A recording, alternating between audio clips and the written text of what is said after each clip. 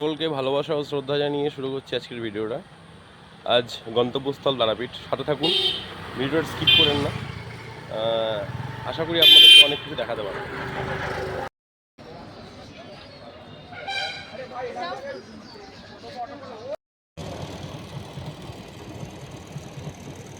Krishnanagar station থেকে 9টার train ধরে Hazarduari express পৌঁছালাম বহরমপুরে।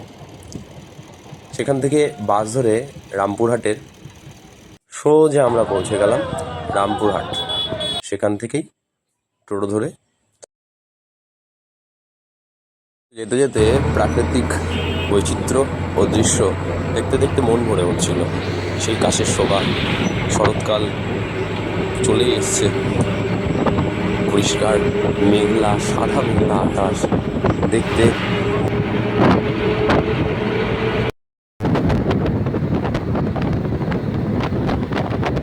গ্রাম হয়ে রামপুরহাট রওনা দিলাম। এবার থেকে প্রাকৃতিক দৃশ্যটা ছিল অপূর্ব। মাঝখান দিয়ে রাস্তা, দুদিকে জমি, সুদূর দেখা যাচ্ছে। আমি বললাম শরতের আকাশ পুরো পরিষ্কার সাদা মেঘলা।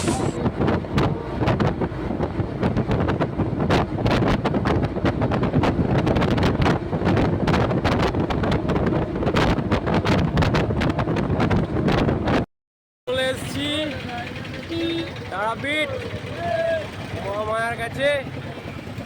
আস্তে আস্তে এবার আমরা যাব মন্দিরের দিকে। সাথে থাকেন,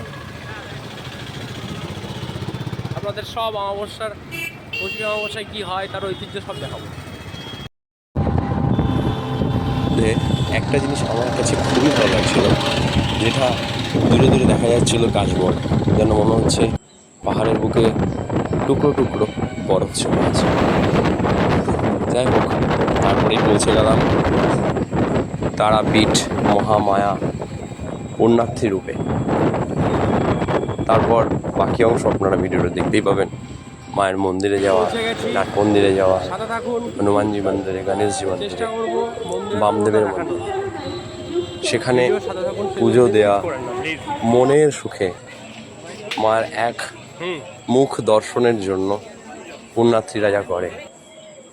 জয় তারা, জয়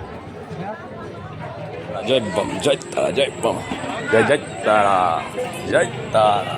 ঢোকার রাস্তা মা গো মায়ের মন্দিরের। বছরের তুলনায় এবছর ভিড় অনেক কম ছিল, যে কারণে মনের শান্তিতে পুজো দেওয়া, লাইনে দাঁড়ানো সেটা সম্ভব হয়েছে, এবং মায়ের এক বিন্দু মুখ দর্শনও সম্ভব হয়েছে।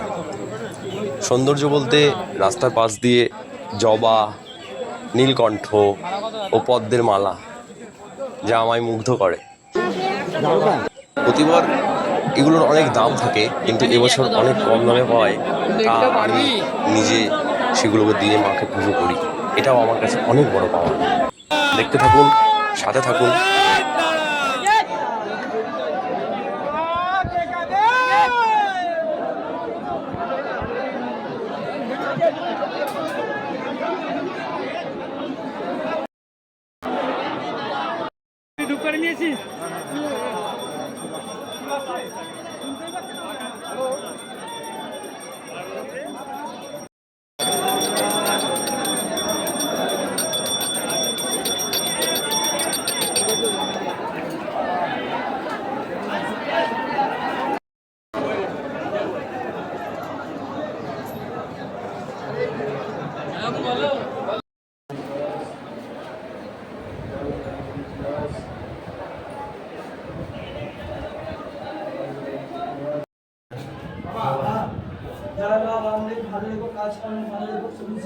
आशीर्वाद